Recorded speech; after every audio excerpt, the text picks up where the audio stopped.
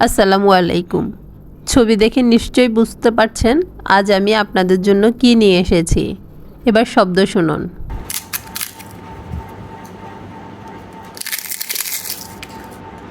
কোনো প্রকার সুজি ছাড়া এই রেসিপি তৈরি করা যাবে। আরেকটি আপনাদের ভেঙে দেখাচ্ছি।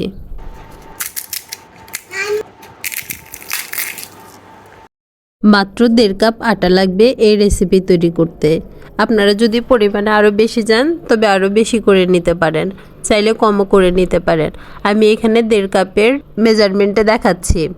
সাথে দিয়ে দিচ্ছি হাফ চা চামচ থেকে কম লবণ। এখানে অবশ্যই হাফ চা চামচ থেকে কম ব্যবহার করবেন। 2 কাপের জন্য আধা চা চামচ লবণ যথেষ্ট। 1.5 কাপের জন্য আপনার বেশি হয়ে যাবে। আর 1 চিমটি খাবার সোডা। আর দিয়ে দিচ্ছি হাফ চা চামচ তাল মাখনা।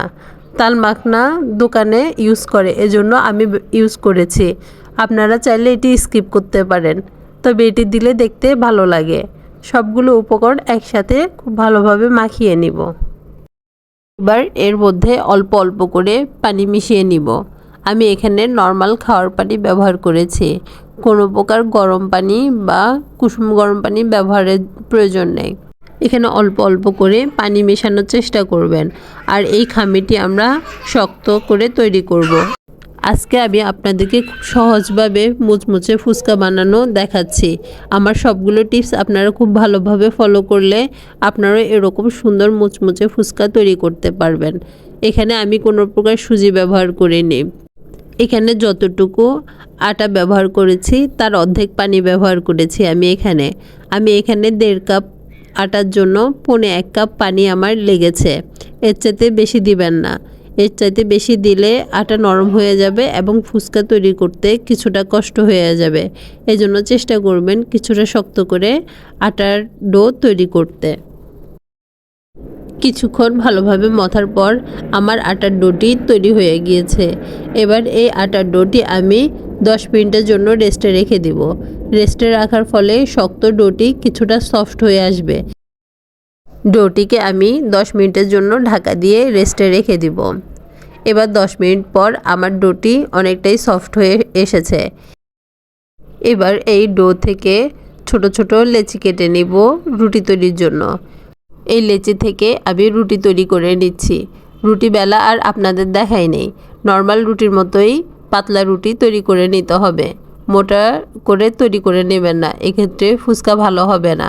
এবার যে কোনো একটি কুকি কাটারের সাহায্যে ছোট ছোট করে ফুচকার আকারে কেটে নিব। আপনারা ভিডিওতে দেখলে বুঝতে পারবেন আমি কিভাবে কেটে নিচ্ছি। এই রুটি বেলার সময় আমি কোনো প্রকার আটা বা তেল ব্যবহার করিনি। হাতের সাহায্যে বেড়া আর বেলুন দিয়ে রুটি তৈরি করে নিয়েছি। কেটে নেওয়া এই ফুচকাগুলোকে এবার তেলে ভেজে নিব। ফুচকা ভাজার জন্য চুলার আঁচ অত্যন্ত গুরুত্বপূর্ণ। যখন ফুচকা দিব তখন চুলার আঁচ থাকবে মিডিয়াম হাই হিটে। অবশ্যই মিডিয়াম হাই হিটে রাখা লাগবে, কারণ গরম তেলেই ফুচকা দিতে হবে, না হলে ফুচকা ফুলবে না। আপনারা ভিডিওতে দেখেন আমি ফুচকাগুলো দেওয়ার সাথে সাথেই কীভাবে ফুচকাগুলো ফুলে উঠছে। আর যদি আগুন কম থাকে তবে এভাবে ফুলে উঠবে না। আমি আপনাদের ভিডিও শেষে দেখিয়ে দিব কম আঁচে ভাজলে ফুচকা কেমন ফুলে। আবার চুলার আঁচ একদম ফুল রাখবেন না, তাহলে ফুচকা পোড়া যাবে। মিডিয়াম হাই হিটে রেখে প্রথমে দিবেন। যখন সবগুলো ফুচকা দেওয়া হবে এবং ফুল উঠবে তখন চুলার আঁচ কমিয়ে মিডিয়াম লো হিটে করে দিবেন। এভাবে ফুচকাগুলোকে এপাশ ওপাশ করে খুব ভালোভাবে লালচে করে ভেজে উঠাবেন। এভাবে ভাজলে ফুচকা খুব সুন্দর মুচমুচে হয় এবং অনেক দিন পর্যন্ত মুচমুচে থাকে। ফুচকা যখন পুরোপুরিভাবে লালচে হয়ে ভাজা হবে তখন একটি ছাঁকনির সাহায্যে খুব ভালোভাবে তেল ঝরিয়ে উঠিয়ে নেবেন। খেয়াল রাখবেন যাতে ফুচকা থেকে তেল খুব ভালোভাবে ঝরে যায়। এবার আমি আপনাদের আরেকটি ব্যাচ ভেজে দেখাচ্ছি। এক ব্যাচ থেকে আরেক ব্যাচ ফুচকা ভাজার সময় চুলার আঁচ বাড়িয়ে দিবেন। বাড়িয়ে তেল গরম হয়ে এলে তারপর ফুচকা দিবেন। কখনোই কম আঁচে ফুচকা দিবেন না। আমি দ্বিতীয় ব্যাচ দেওয়ার সময় চুলার আঁচ আবার বাড়িয়ে তেল কিছুটা গরম করে তারপর ফুচকা দিয়েছি। ফুচকায় কিভাবে ফুলে উঠছে, আমার প্রায় সবগুলো ফুচকাই এরকম ফুলেছে। আমি আপনাদের দেখানোর জন্য কয়েকটি ফুচকা কম আঁচে ভেজেছি। যাতে আপনারা বুঝতে পারেন কম আঁচে ভাজলে ফুচকা কেমন হয় আর তাপ ঠিক থাকলে ফুচকা কেমন হয়। এই ব্যাচে চুলার তাপ কিছুটা কম ছিল। দেখুন আমি হাজারো চাপাচাপি করে ফুচকাগুলোকে ফুলাতে পারছি না। এখানে আমি 3টা ফুচকা দিয়েছি, 3টার একটি ফুচকাও সুন্দর করে ফুলেনি। এজন্য আঁচটার দিকে সবসময় খেয়াল রাখবেন। ভিডিওটি আপনাদের কেমন লেগেছে কমেন্ট বক্সে জানাবেন, আর ভিডিও সংক্রান্ত কোনো প্রশ্ন থাকলে তাও জানাবেন। আমি চেষ্টা করব আপনাদের সকল প্রশ্নের উত্তর দিতে। আমার 1.5 কাপ আটা দিয়ে এই ফুচকাগুলো হয়েছে। এর থেকে কয়েকটি ফুচকা আমার বাচ্চারা খেয়ে ফেলেছে।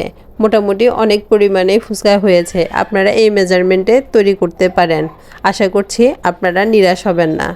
আর ফুচকাগুলো কেমন হয়েছে তা তো আপনাদের প্রথমেই দেখিয়েছি। ভালো লাগলে ভিডিওটিতে একটি লাইক দিবেন আর চ্যানেলটি সাবস্ক্রাইব করে আমার পাশে থাকবেন। আর যারা ফেসবুক থেকে দেখছেন তারা ফলো করে দিবেন। ধন্যবাদ।